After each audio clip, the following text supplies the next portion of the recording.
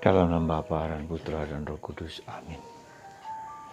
Bapa, kami mengucap syukur dan terima kasih bahwa Engkau menganugerahkan kepada kami seorang ibu, Ibu Yesus, Ibu Gereja dan Ibu kami, ke tempat yang sangat-sangat luhur dan mulia, naik ke surga dan dimahkotai mahkota yang luar biasa indah.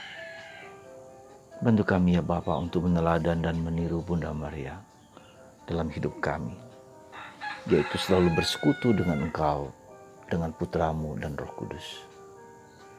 Biarlah hari-hari kami diisi dengan menjalankan kehendak-Mu, dimanapun kapanpun, untuk memuliakan Engkau yang lebih besar. Terpujilah nama-Mu kini dan sepanjang segala masa. Amin. Saya kira kita semua suka kalau diberi hadiah. Ya. Entah itu berupa benda, entah itu berupa rahmat, entah itu berupa kasih, atau banyak hal yang diberikan kepada kita dengan tulus, dengan jujur, apapun juga. Sapaan, teguran. Nah, saudaraku terkasih dalam Kristus, Tuhan memberikan kepada kita hadiah yang teramat mulia, teramat luhur, teramat indah, yang tak dapat dilukiskan oleh bentuk hadiah-hadiah biasa yang kita terima. Yaitu apa? Surga. Hari ini gereja merayakan Hari Raya Maria diangkat ke surga dan dimahkotai dengan mahkota mulia bersama putranya. Dan sangat sulit dimengerti oleh orang-orang non-Katolik. Bagaimana orang Katolik ini bisa memberikan kehormatan, memberikan gelar kepada Bunda Maria diangkat ke surga dengan tubuh dan raganya, dengan jiwa dan raganya, seluruhnya. Ya. Dan inilah yang sebetulnya kalau kami gereja Katolik lebih mengatakan bahwa Allah itu berkuasa. Kuasa Allah itu begitu luar biasa dan hatinya ingin supaya anak-anaknya kita semua berada di sisi Dia, gitu loh.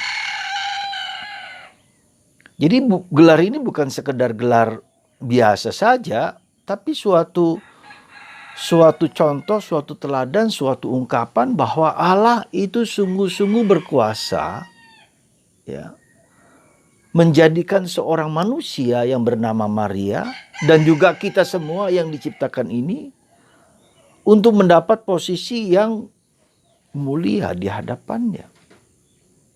Apakah tidak boleh seperti itu?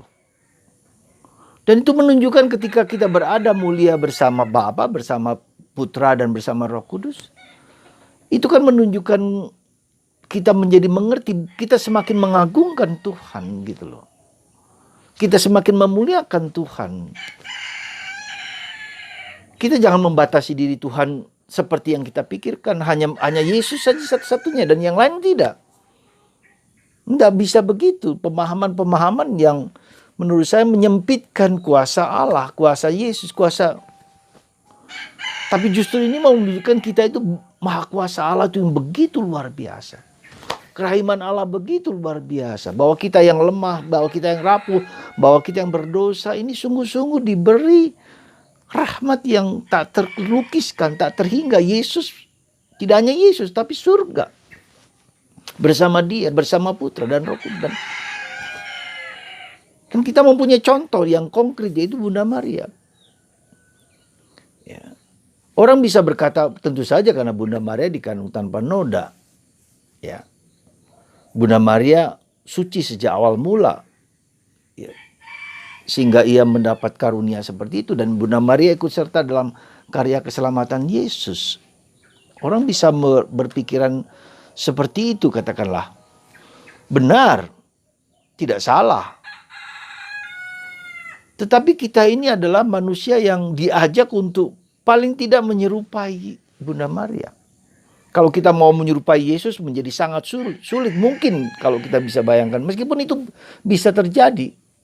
Dengan para kudus-kudus tertentu yang kita melihat para kudus yang ingin menyerupai Yesus sebagai manusia. Ya. Kita menyerupai sabda Allah yang menjadi manusia seperti itu. Tetapi kita mau menunjukkan lebih lagi bahwa menjadi seperti Bunda Maria itu saja sudah luar biasa gitu loh. Bersama Bunda Maria, dengan Bunda Maria, dan Bunda Maria membimbing kita untuk mendekati Yesus. Per Mariam ad Yesus. Jadi Bunda Maria itu bersamaku, dengan aku, dengan kita, dan Bunda Maria membawa kita kepada Yesus. Ya, ini yang harus teologi yang sehat, yang sungguh diyakini oleh Gereja Katolik, per Mariam ad Yesus. Jadi Bunda Maria tidak untuk dirinya sendiri, tetapi membawa kepada Yesus. Mengimani Yesus, mengimani Bapa, mengimani Putra. Dan itu cara tercepat, cara teraman, cara termudah. Ya.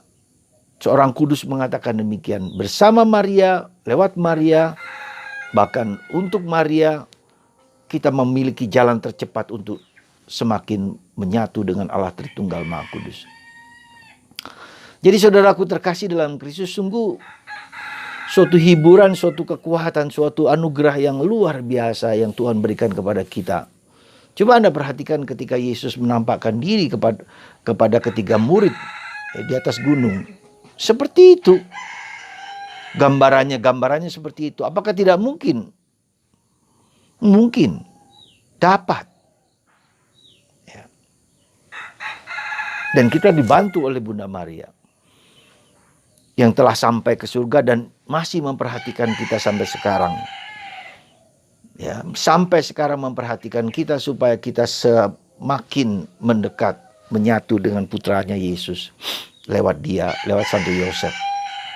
Nah, saudaraku terkasih dalam Kristus, ya, Santa Teresa Avila pernah mengeluh kepada Yesus, jalanmu begitu sempit dan begitu sulit untuk dijalankan. Ya. Maka Santa Teresa diberi anugerah untuk menguraikan, menjelaskan hidup rohani itu seperti apa. Bagaimana dia harus mengikutinya. Nah, kita melihat misalnya Santa Teresa mengatakan meditasi atau berdoa berarti berdialog dengan Tuhan yang sangat mencintai kita. Jadi kita mulailah, bagaimana cara kita mulai? Mulailah dengan apa yang ada, yang sekarang ini ada, apa yang kita rasakan, apa yang kita alami. Maka sabda Yesus ini meneguhkan kita, datanglah kamu semua yang letih, yang lesu, yang berbeban berat, datanglah kepada Yesus. Dengan ketulusan, dengan ketiadaan, dengan kehampaan, dengan kekurangan, dengan keterbatasan, kita datang kepada Yesus. Dengan segala kerapuhan kita. Lalu kita mendengarkan dia berbicara. Entah lewat kitab suci, entah lewat pembimbing, entah lewat Bunda Maria, entah lewat apapun. Kita mendengarkan, Tuhan mau apa dengan hidupku. Nah disitulah, maka seperti kata Yesus, carilah dulu kerajaan Allah. Carilah dulu apa yang menjadi kerinduan hati kita yang terdalam. Lalu kita ikuti. Ya, langkah-langkah yang seperti itu, kita mendengarkan Roh Kudus dalam diri kita, gerakan kemana, lalu kita mencari dan menemukan. Dan Tuhan tidak akan pernah mengecewakan kita ketika kita mencari dia. Ketika kita mencari dia dengan tulus, maka kita menyingkirkan segala sesuatu yang jahat di mata Allah.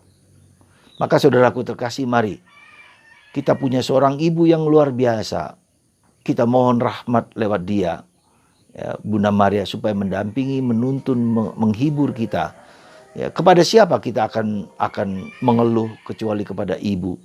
Santa Teresa dari kanak-kanak Yesus mengatakan, kepada ibu ini aku menyampaikan segala sesuatu. Itulah ibu kita Maria. Di surga di atas, tapi dia juga mendampingi kita. Dan itulah Allah yang menjadi manusia, yaitu Yesus. Dan itu dimungkinkan dengan Bunda Maria bagi kita. Semoga kita yang menghormati Maria, yang selalu menolong Bunda Maria kepada kita menemukan Bunda Maria. Sekali lagi yang kedua, kita tidak hanya berdevosi kepada Bunda Maria, tapi kita menemukan Maria dalam batin kita yang terdalam, dan itu yang paling penting. Ya, seringkali kita minta dan minta kepada Bunda Maria, kita lupa bahwa Bunda Maria sudah ada dalam diri kita dan kita menemukan dia dalam diri kita. Ketika kita berdevosi kepada Bunda Maria dengan segala devosi yang kita lakukan, itu tanda bahwa Bunda Maria ada dalam diriku dan aku harus menemukan itu. Dan ungkapan-ungkapan cinta kita kepada Bunda Maria seperti cinta kita kepada ibu, tidak cukup hanya melakukan sesuatu, berbagai macam cara. Maka seorang penulis mengatakan, kalau kita bicara tentang ibu, tentang Bunda Maria, tak akan habis-habisnya. Seperti cinta kepada seseorang, dia tidak akan mengungkapkan satu cara atau devosi saja atau yang lain, tapi seluruhnya di dalam diri kita, ungkapan kita kepada orang yang kita cintai dengan berbagai macam cara. Dan Bunda Maria juga, kita memiliki doa rosario, kita memiliki doa novena, kita memiliki macam-macam, apa saja ya. Kita mempersembahkan lilin, kita mempersembahkan bunga mawar kepada Bunda Maria, atau membuat lukisan seperti di belakang saya ini.